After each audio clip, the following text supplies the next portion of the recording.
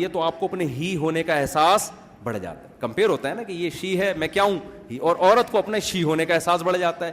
شادی سے پہلے تھوڑا سا بعض لوگ کنفیوز ہوتے ہیں, ٹھیک ہے نا, شادی ہو جاتی ہے تو پتہ چلتا ہے بھائی میں کیا ہوں, ہسبینڈ ہوں. اب وہ شی نہیں لکھوائے گا کبھی, چاہے کیسی فیلنگ, اول تو فیلنگ میں ہی کی فیلنگ میں پکا ہو جائے گا وہ.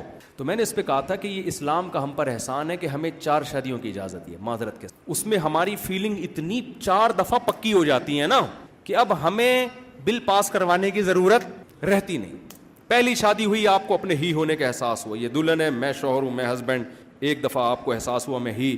دوبارہ شادی میں آپ کو یہ احساس دوبارہ ہوا, 2 دفعہ, یعنی ہی ہو گئے آپ, پھر ہی ہو گئے, پھر چوتھی دفعہ میں آپ ہی ہو گئے. تو بتاؤ ایسا شخص اس قانون کو کبھی مانے گا؟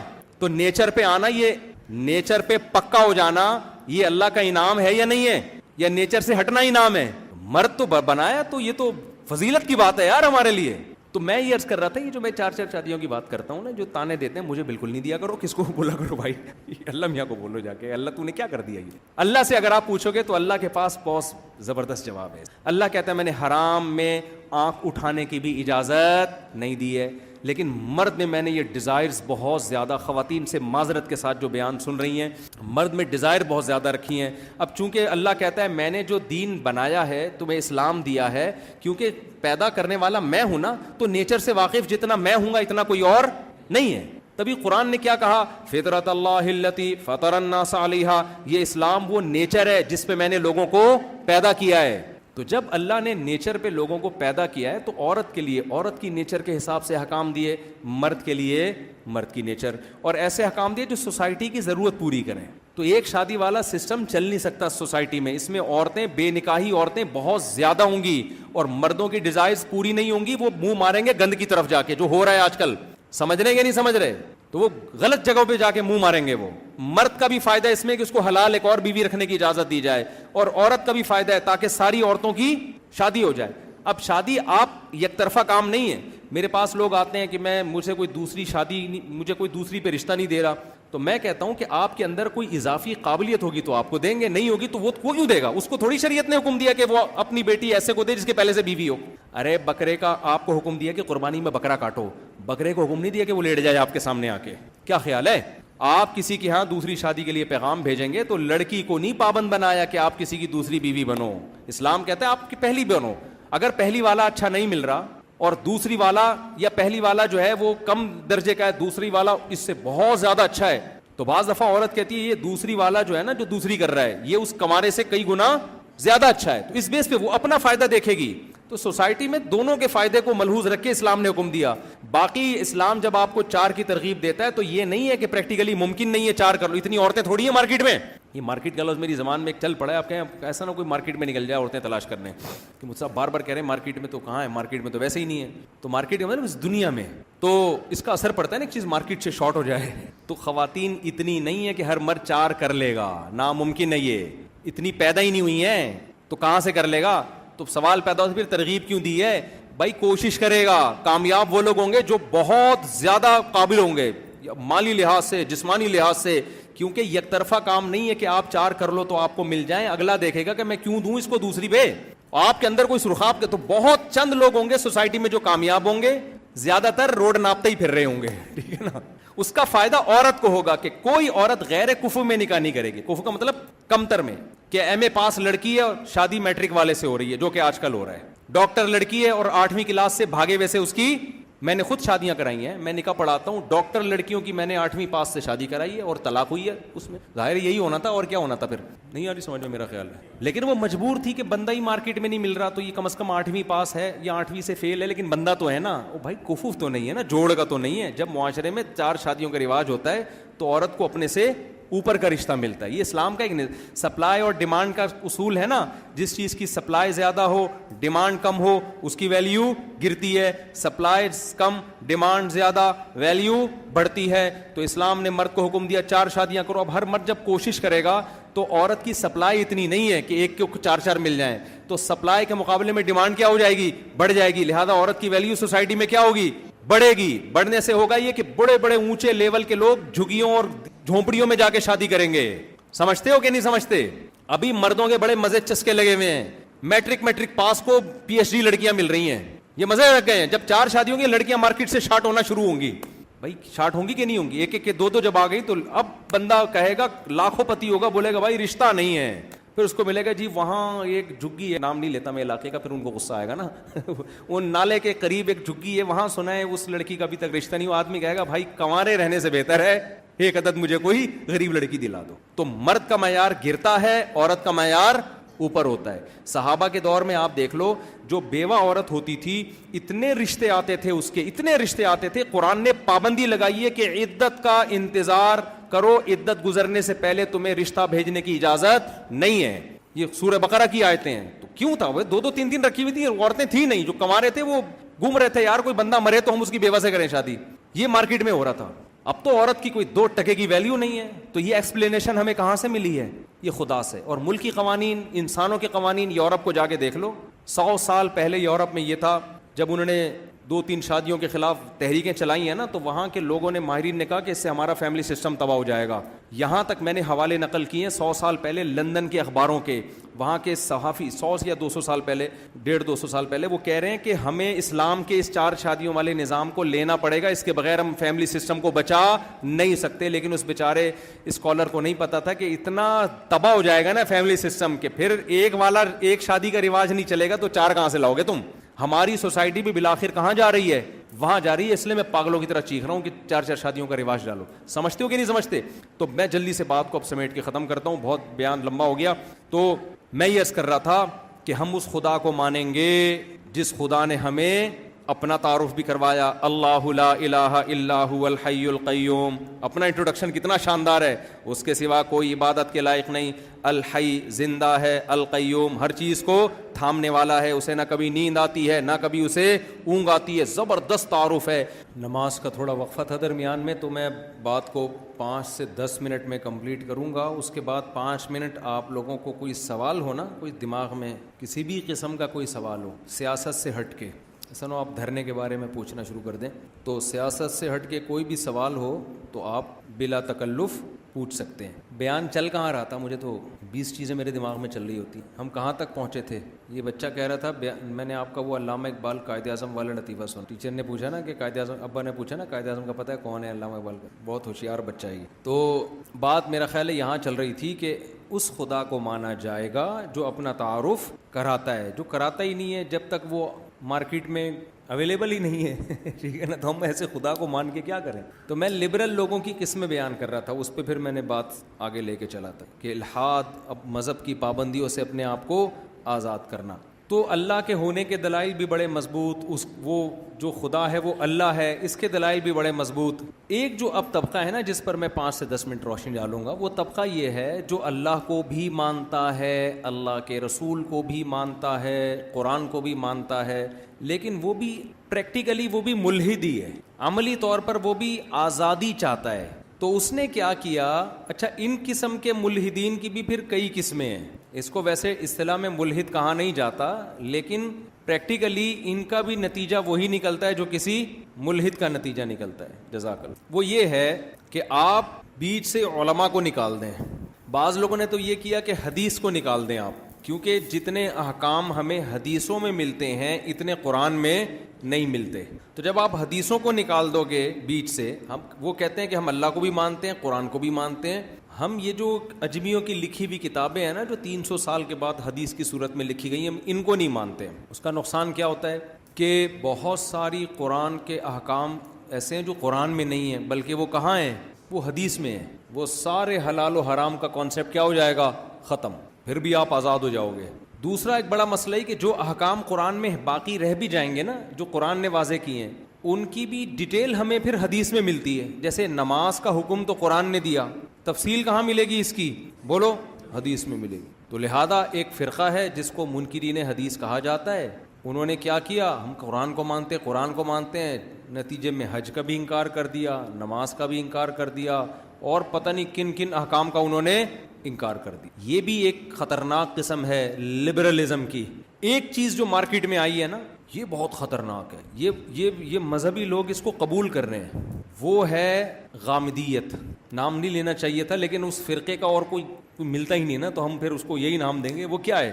علماء کو بیچ سے کیا کر دو, فقہا کو کٹا دو بالکل. اگر کوئی قرآن کو مانتا بھی ہے, حدیث کو مانتا بھی ہے تو مانے, لیکن اس کی وہ تشریح جو میں بیان کر رہا ہوں, وہ تشریح جو ابو حنیفہ نے بتائی, امام شافعی نے بتائی, امام احمد نے بتائی, امام مالک نے بتائی, یہ انسانوں کے, یہ انسان تھے, یہ انسانوں کے اپنے نظریات تھے, ہم اس کو نہیں مانتے. ہم قرآن اور حدیث کو ڈائریکٹ مانیں گے. بیچ میں یہ جو شخصیات ہیں ان کو آپ کیا کرو, سائڈ پہ. اس سے اچھا لیول بڑا اچھا ہے. یہ لیول کیا ہے بھائی, قرآن کسی شخصیت کا محتاج, ابو حنیفہ کا محتاج نہیں ہے کہ ابو حنیفہ نے اس کی تشریح میں یہ کہا تو شافعی نے, یہ سب چیز. انسان ہے, انسان سے غلطی بھی ہو سکتی ہے, پیغمبر سے غلطی نہیں ہو سکتی. پیغمبر کی حدیث کو لیں گے ہم, کیونکہ پیغمبر معصوم ہوتے ہیں. ابو حنیفہ معصوم بولو نا بھائی. جب پیغمبر کو لیں گے ہم تو بات یہ ہے کہ پیغمبر تو معصوم نہیں ہوتے, ہم تو مانتے ہیں, لیکن پیغمبر کی حدیث کی جو تشریح آپ بیان کر رہے ہو, تو جب ابو حنیفہ پیغمبر تو معصوم ہوتے ہیں, لیکن پیغمبر کی حدیث کی جب آپ تشریح بیان کر رہے ہو, ایک تشریح ابو حنیفہ نے کی ہے, تو ابو حنیفہ کو تو آپ نے کہہ دیا معصوم نہیں ہے, تو آپ کون سا معصوم ہو؟ نہیں, بات میرا خیال ہے سمجھ. بات یہ کہ غلطی کا امکان ابو حنیفہ سے بھی ہے, آپ سے بھی ہے. وہاں امکان کم ہے, آپ سے امکان زیادہ ہے. میں سمجھا پا رہا ہوں اپنی بات. ان لوگوں کا لیبل بڑا اچھا ہوتا ہے, لیکن اس لیبل سے مقصد وہی لبرلزم کہ پھر ہم اپنے نظریات اور اپنی, پھر کوئی قرآن و حدیث کو جب آپ آزاد چھوڑتے ہو نا, تو جو چاہے تشریح کرتے پھرو پھر اس کی بیٹھ کے. ہر چیز میں لفاظی کے ذریعے دائیں کو بائیں اور بائیں کو دائیں کیا جا سکتا ہے. اس طرح کی جو غامدیت والی سوچ والے لوگ بھی ہول سیل کے حساب سے آپ کی سوسائٹی میں موجود ہیں. ایک صاحب مجھ سے ملے اور کہنے لگے یہ جو طلاق کا جو کانسیپٹ مفتیوں نے پیش کیا ہے کہ طلاق دے دی تو بیوی حلال ہو گئی تو بیوی حرام ہو گئی, تو یہ کانسیپٹ بالکل اسلام میں ہے نہیں, یہ مفتیوں کا بنایا ہوا ہے. میں نے کہا آپ بتائیں اوریجنل کانسیپٹ کیا ہے؟ پتہ نہیں وہ کون سا. پھر انہوں نے کہا میں نے اتنی موٹی کتاب لکھی ہے اس پہ نا کہ اصل قرآن جو طلاق کا بیان کرتا ہے وہ کیا ہے. میں نے کہا بھائی صاحب یہ جو اتنی موٹی کتاب ہے نا, ایسی فالتو کتاب میرے پاس پڑھنے کا ٹائم بالکل بھی نہیں ہے, کیونکہ اگر میں آپ جو کانسیپٹ, پتہ نہیں کوئی الٹا ہی کانسیپٹ پیش کر رہے تھے, وہ میں بھول بھی گیا, اتنا الٹا تھا کہ یاد بھی نہیں رہا مجھے. میں نے کہا یہ کانسیپٹ اگر میں آپ کی کتاب پڑھ کے متفق ہو کے میں لوگوں کو بتانا شروع کر دوں, یہ اس کی علامت ہے کہ اب تک امت گھاس کھاتی رہی ہے. 15ویں صدی میں کراچی میں ایک اسکالر پیدا ہوا ہے, آج فرسٹ ٹائم اس کو پتا چلا ہے کہ اصل میں قرآن میں طلاق کا کانسیپٹ ہے کیا. تو انگریز بولے گا کہ قرآن 1400 سال پہلے نازل ہوا, 1400 سال تک کسی نے طلاق کی جیسی اہم آیتوں پر بھی عمل نہیں کیا. پھر نہ مکہ میں, نہ مدینہ میں, نہ مصر میں, نہ سوڈان میں, کراچی میں, ناظم آباد میں ایک اسکالر نے آج سمجھا ہے کہ قرآن اصل میں یہ پیش کر رہا ہے. میں نے کہا اس پیجز کو بکری کو کھلا دو, صحیح ہے نا, یا ردی والے کو یہ کتاب بیچ دو, 2-4 پیسے مل جائیں گے. خدا کے لیے ہمیں ان چیزوں سے متاثر کرنے کی بالکل بھی ضرورت بولو نہیں ہے. میں ٹائم کیوں ویسٹ کروں, میں نئی چیز مارکیٹ میں لے کر آؤں, اب تو ہمیں بتائے گا کہ طلاق کے اسلام میں اصل تصور کیا ہے. تو خوب سمجھ لیں, قرآن بیان کرتا ہے کہ اللہ نے کتاب کو نازل کیا, تو کتاب جو نازل کی اس کو سمجھانے والے پیغمبر بھی ساتھ میں بھیجے کہ یہ جو کتاب کو ایکسپلین کریں گے وہ ایکسپلینیشن لینی ہے اپنی طرف سے, جس کو پشتوں میں کہتے ہیں اخپل طریقے سے قرآن سمجھنے کی کوشش بولو مت کرنا. قرآن کے الفاظ کیا ہیں. ایک منکر حدیث آئے میرے پاس, کہنے لگے کہ جی ہم نہیں مانتے حدیث کو, قرآن خود جامع کتاب ہے, ہمیں ایک حدیث سمجھنے کی ضرورت نہیں ہے. میں نے کہا قرآن کو مانتے ہو نا جامع, کہہ رہے ہاں. میں نے کہا قرآن اگر خود کہہ رہے کہ حدیث کے بغیر میں سمجھ میں نہیں آؤں گا, پھر قرآن کہتا ہے انزلنا الیک الذکر, اے نبی ہم نے آپ پہ اس قرآن کو نازل کیا, لتبین للناس, تاکہ آپ ایکسپلین کریں لوگوں کے سامنے. تبیین, تبیان کسے کہتے ہیں؟ ایکسپلین کرنا, آپ کھول کے بیان کریں گے ما نزل الیہم, کہ کیا نازل ہو رہا ہے. قرآن میں اجمال ہوگا, ڈیٹیل کہاں ملے گی بولو حدیث میں. لیکن اتنا بھی کافی نہیں ہے, اتنا بھی کافی نہیں ہے. آگے قرآن کہہ رہا ہے وَلَعَلَّهُمْ يَتَفَكَّرُونَ, پھر یہ بھی تفکر کریں گے, جس کو اجتہاد کہا جاتا ہے. ایک ہے فکر اور ایک ہے تفکر. تفکر باب تفعل ہے, جب تکلف کے ساتھ, محنت کے ساتھ کوئی کام کیا جاتا ہے, سوچ و بچار کی جاتی ہے, اس کو تفکر کہا جاتا ہے. جب بغیر محنت کے سوچا جاتا ہے اس کو فکر کہا جاتا ہے. یہ عربی میں فکر اور تفکر الگ الگ ہے, اردو میں تو ایک ہی ہیں, لیکن عربی میں کیا یہ الگ الگ ہیں. تو قرآن فکر کا لفظ نہیں کہہ رہا, تفکر. اب جو اس میں قرآن اور حدیث میں غور و فکر کرے گا, تو مجھے ایک بات بتاؤ, جس چیز میں تفکر یعنی غور و فکر کیا جا رہا ہے اس میں یہ 2 شرطوں کا ہونا لازمی. ایک غور و فکر کی صلاحیت ہو, ہر آدمی کے پاس استعمال کرنے والی کھوپڑی نہیں ہوتی. فکر تو سب میں, تفکر ہر ایک میں نہیں ہوتا. مفکر تھوڑے ہی لوگ ہوتے ہیں نا. ارے ہم کہتے ہیں نا یہ مفکر اسلام ہے, یہ مفکر فلاں ہے, تو کیا سارے محلہ مفکر ہے بھائی؟ یہ کون سا محلہ ہے, اس کا نام کیا ہے؟ اسکیم 33 میں آتا ہے نا یہ. تو کیا سارے یہاں مفکرین ہیں؟ بھائی گاڈ گفٹڈ ہوتا ہے نا یہ. کچھ لوگوں میں سوچنے کی صلاحیت زیادہ, کچھ لوگوں میں سوچنے کی صلاحیت کم.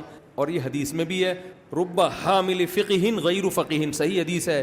آپ نے فرمایا بہت سے لوگ علم کی بات جانتے ہیں سمجھتے نہیں ہیں. طوطے کی طرح رٹی ہوئی ہوتی ہے, مطلب ان کو نہیں پتہ ہوتا.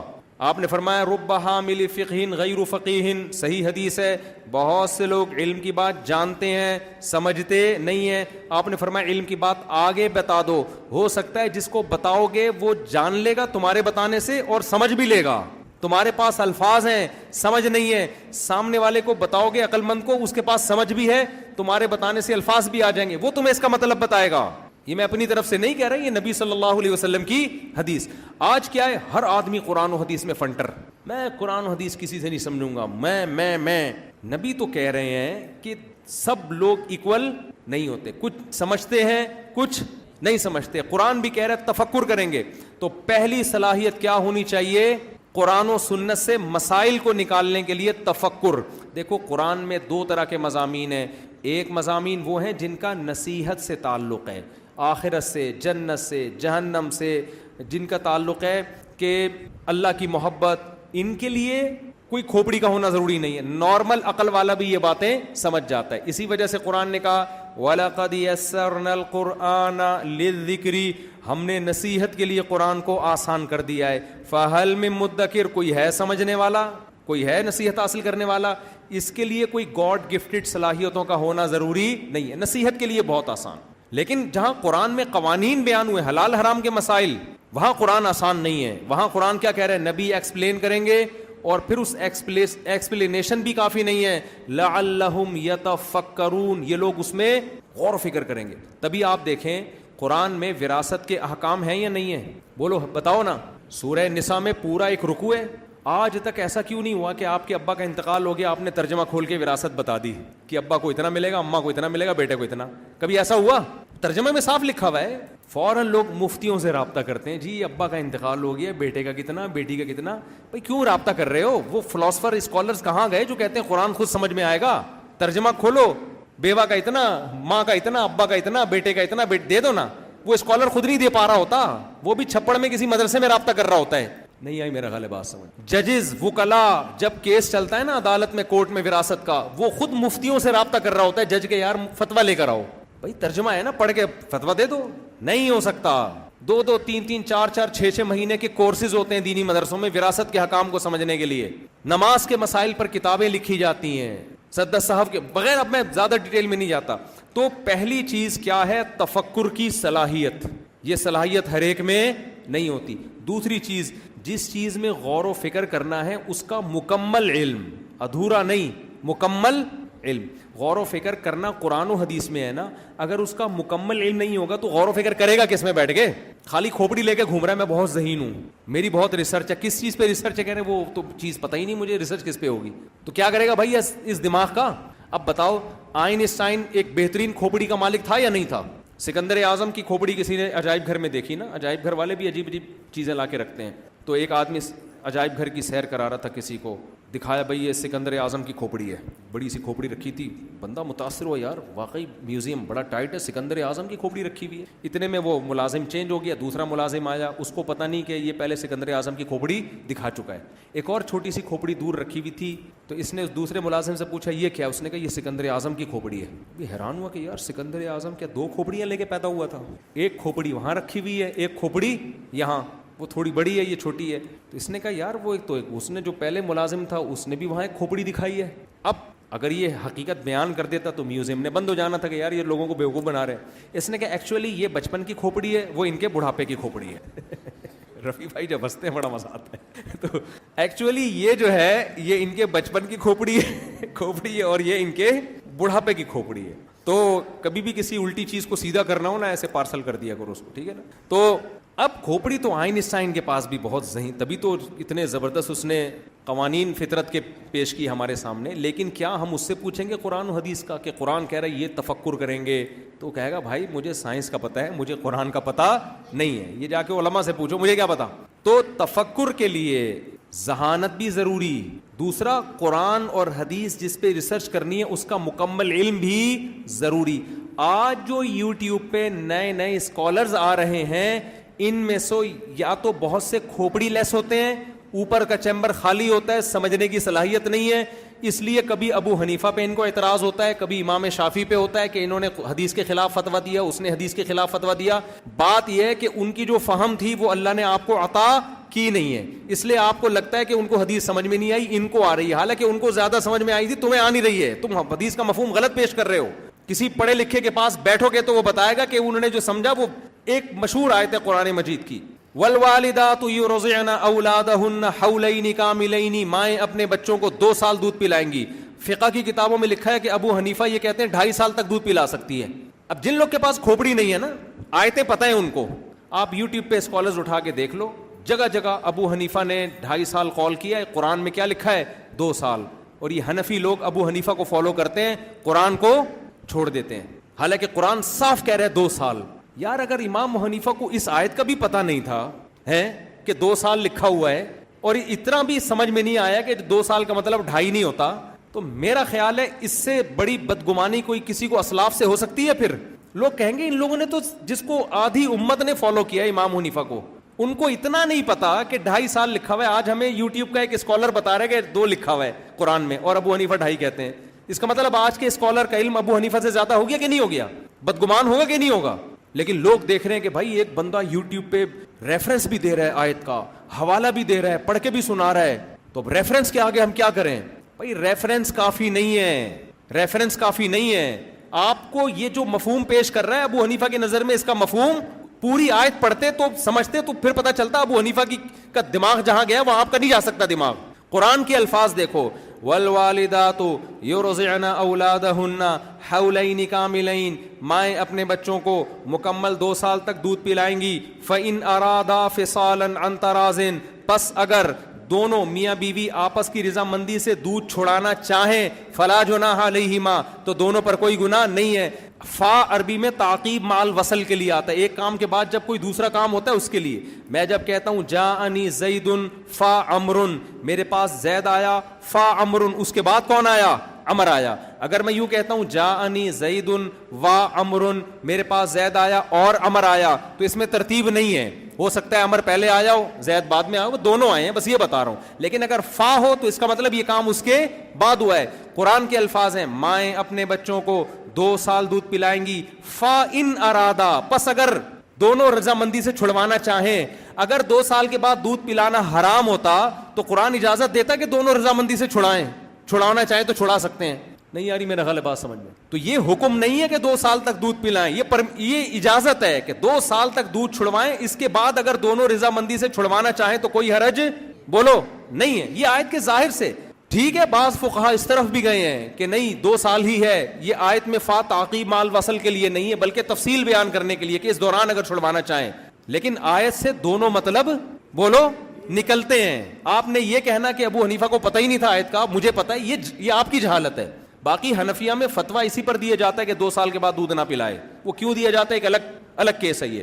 دوسری بات, ابو حنیفہ یہ بھی کہتے ہیں کہ دین میں حرج نہیں ہے. 2 سال تک بھرپور طریقے سے قرآن نے دودھ پلانے کی اجازت دی نا, 2 سال تک آپ ماں بچے کو بھرپور طریقے سے دودھ پلائے. کسی کے باپ میں دم نہیں ہے کہ اچانک چھڑوا دے, وہ تو چھڑوائی کے لیے کچھ تو ٹائم دینا پڑے گا نا. تو یہ 6 مہینے کون سا ٹائم ہے بولو, چھڑوانے کا ٹائم ہے. یہ 6 مہینے ہیں چھڑوانے کے لیے. دلائل کیا ہے میں ابھی اس بحث میں نہیں جا رہا. میرا مقصد یہ کہ آج کل کے جو اسکالرز آ رہے ہیں ان کے پاس علم بھی کامل نہیں ہے, اور قرآن و سنت کے سمجھنے کے لیے جس قسم کی کھوپڑی کی ضرورت ہے وہ بھی ان کے پاس نہیں ہے. بلکہ علم کا تو یہ حال ہے, جو کمبخت جس فیلڈ کا ہے نہیں وہ اس فیلڈ میں گھسا ہوا ہے. ساری زندگی آپ میڈیکل سائنس پڑھتے رہے ہو اور لکھ کیا رہے ہو, قرآن کی تفسیر. ابے تو نے پڑھا میڈیکل سائنس ہے, تو اردو پہ کوئی کتاب لکھ یار, تو کوئی کڈنی پہ کچھ لکھ, تو کوئی ہارٹ پہ کچھ لکھ, کوئی کھوپڑی پہ کچھ لکھ, میدے کے فضائل بیان کر. لکھ کیا رہا ہے وہ بیٹھ کے؟ پاکستان میں یہ بہت بڑا المیہ ہے کہ جو جس فیلڈ کا نہیں ہوتا نا, جو جس فیلڈ کا ہوتا ہے اس کو اس فیلڈ کے علاوہ سب کچھ آتا ہے.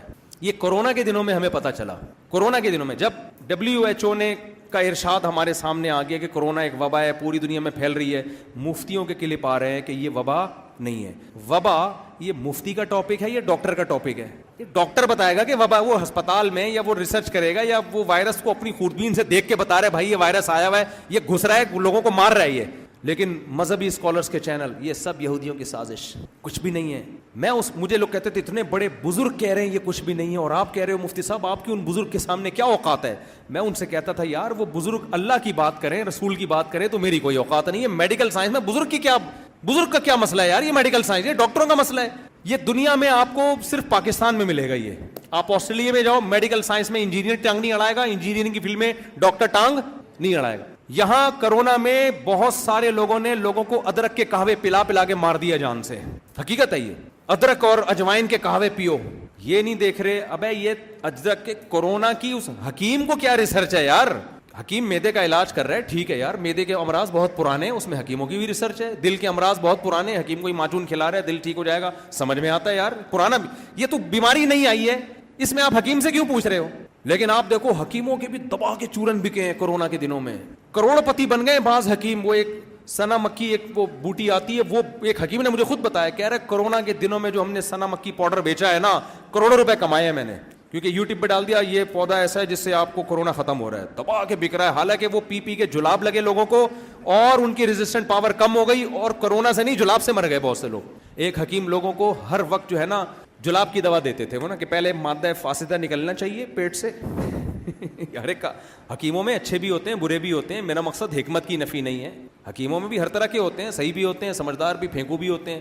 لیکن جتنے ہول سیل کے حساب سے ہر فیلڈ میں پھینکو پاکستان میں ملیں گے آپ کو, اتنے پوری دنیا میں کہیں نہیں. تو ایک حکیم علاج کرتے تھے کہ مادہ فاسدہ پہلے نکلے, آپ کا موشن دیں گے, جلاب دیں گے, پیٹ صاف ہوگا, اس کے بعد اچھی خوراکیں کھلائی جائیں گی. ہر ایک کو جلاب کی دوا دیتے تھے. ایک بندہ گیا, وہ دبلا پتلا باریک سا, یہ ہمارے بھانجے کی طرح نا جو بیٹھا ہوا ہے. لوگوں نے کہا حکیم صاحب اس میں فاسد مادے اتنے ہیں نہیں, مادے ہی نہیں ہے اس کے اندر, باریک سا آدمی, اس کو جلاب نہیں دے دینا مر جائے گا. حکیم نے کہا نہیں, ہمارا اپنا ایک اصول ہے, پہلے مادہ فاسدہ نکلے گا, ٹھیک ہے نا, جو پیٹ کے اندر, اس کے بعد ریفریش ہوگی باڈی, پھر ہم اپنی طاقت کی دوائیں کھلائیں گے. دے دیا اس کو جمال گوٹا یا کوئی ایسی چیز, اس کے مادہ فاسدہ نکلنا شروع, جلاب, مر رہا ہے, بستر پہ لگ گیا. لوگ کہہ رہے ہیں بھائی حکیم صاحب بند کرواؤ جلاب, کہہ رہے ہیں مادہ فاسدہ ہے, جتنا نکلے اتنا اچھا. جیسے ہجامہ میں نا کہتے ہیں فاسد خون نکلتا ہے, اس چکر میں 10 کپ لگا دیتے ہیں لوگوں کے. او بھائی خون ہے یار, اتنا فاسد خون اگر باڈی میں ہوتا تو ویسے ہی مر چکے ہوتے تم. ہر چیز میں جب تک غلو نہیں ہوگا ہمارے ہاں دکان چلتی نہیں ہے. ہجامہ جتنا ہے اتنا رہنے دو اس کو جتنا ہے. لیکن چونکہ جب کوئی چیز کاروبار بنتی ہے نا, ہجامہ والوں کا تو یہ کاروبار ہے, وہ ہر چیز کا علاج ہجامہ میں. جس کی دوسری شادی نہیں ہو رہی ہجامہ کروا, تیری دوسری شادی ہو جائے گی. جس کی سانس صحیح نہیں ہے جادو کروایا ہوا ہے, جادو کا علاج کس میں ہے, ہجامہ میں. ایک بہو آتی ہے نا میری سانس ٹھیک نہیں, اصل میں تیری سانس نے جادو کروایا جس کی وجہ سے ٹینشن ہو رہی ہے, اور جادو کا علاج کس میں ہے, ہجامہ میں. میرا میاں میرے ساتھ ٹھیک نہیں ہے, یہ جو تیرے میاں پہ تیری نند نے جادو کروایا ہوا ہے, جادو کا علاج کس میں, میاں کو بھی لیا خود بھی ہجامہ کروا. ہر چیز ہجامہ, ہر مسئلے کا حل ہجامہ والوں سے پوچھو, ہر مسئلے کا حل ہجامہ میں. غلو ہے, کوئی ریسرچ نہیں ہے, کوئی تحقیق نہیں ہے, بس جو چیز مارکیٹ میں آتی ہے ہر آدمی اسی کو لے کے گھوم رہا ہوتا ہے. میں تو 5 منٹ میں بات ختم کرنے والا تھا, پھر لمبی ہو گئی, تو وہ کیا لے کے چل رہا تھا میں, وہ جلاب جو ہے نا, اب وہ بیچارہ مادہ فاسدہ نکلے جا رہے ہو تو مر گیا. لوگ آئے, حکیم صاحب مر گیا. حکیم صاحب نے کہا شکر کرو مادہ فاسدہ نکال کے مرا ہے, اگر یہ قبر میں لے کے چلا جاتا قبر بھی گندی ہوتی. مرنا تو سب نے ہے ایک نہ ایک دن, کچھ مادہ فاسدے کے ساتھ مرتے ہیں, کچھ صاف ستھرے ہو کے جاتے, صاف ستھرا ہو کے گیا قبر میں. تو مقصد یہ ہے کہ جس کی جو فیلڈ نہیں ہے وہ اس میں کیا کر رہا ہے, بولو. مذہبی لوگ حکمت میں, کوئی میڈیکل سائنس میں گھسا ہوا ہے, ڈاکٹر انجینئر لوگ قرآن و حدیث میں گھسے ہوئے ہیں. ایک فرقہ واریت, اچھا لیبل سب نے لگائے ہیں فرقہ واریت کے خلاف ہیں, ہم امت میں اتحاد پیدا کرنا چاہتے ہیں. حالانکہ جب سے یہ چیزیں مارکیٹ میں آئی ہیں فرقہ واریت تباہ کے پھیلنا شروع. کیونکہ پہلے تو کہتے تھے یار ابو حنیفہ کی تشریح ہے بس, پورا بر صغیر, پورا انڈیا, پورا پاکستان, پورا برما, پورا بنگلہ دیش, پورا ازبکستان, تاجکستان, ایران میں جتنے سنی سارے یار ہم فقہ حنفی کو فالو کرتے ہیں. بس ٹھیک ہے, قرآن و حدیث کی جو تشریح ابو حنیفہ سے منقول ہے اس کو مان لیتے ہیں پریکٹیکلی, باقی سب وہ باقیوں کو بھی ہم مانتے ہیں, عملی عقیدے کے لحاظ سے وہ بھی ٹھیک ہے, لیکن عملی لحاظ سے یہ ٹھیک ہے, تو بس ختم. شافعی بھی نماز پڑھ رہا ہے آپ کے ساتھ, مالکی بھی پڑھ رہا ہے, بھائی یہ بھی ٹھیک ہے, ہم بھی کیا ہیں, ٹھیک ہے. اب کیا ہے کہ میں ٹھیک ہوں, میں قرآن و حدیث کی تشریح, اور ابو حنیفہ کا تو اس آیت کا نہیں پتا, امام شافعی کا تو اس کو نہیں پتا, فلانے کا اس کا نہیں پتا. لوگ کہتے ہیں یار ریفرنس دے رہا ہے, اس کو سب پتا ہے, اس کو کیا ہے, اس کو سب پتا ہے. چلو یار ساری دنیا اسی پہ متفق ہو جائے پھر بھی ٹھیک ہے. اتنے میں ایک دوسرا مارکیٹ میں آئے گا, وہ بولے گا یہ بھی غلط ہے, یہ چورن بیچ رہا ہے, منجن بیچ رہا ہے, اس کو بھی کچھ نہیں پتا, مجھے کیا ہے. اور کمال کی بات یہ کہ جو فقہا کی طرف لا رہا ہے اس کو فرقہ پرست کہہ دیا. میں اگر کہتا ہوں ابو حنیفہ کو فالو کرو, کیونکہ بر صغیر میں جب سے اسلام آیا انہی کو فالو کیا جا رہا ہے, تاکہ فرقہ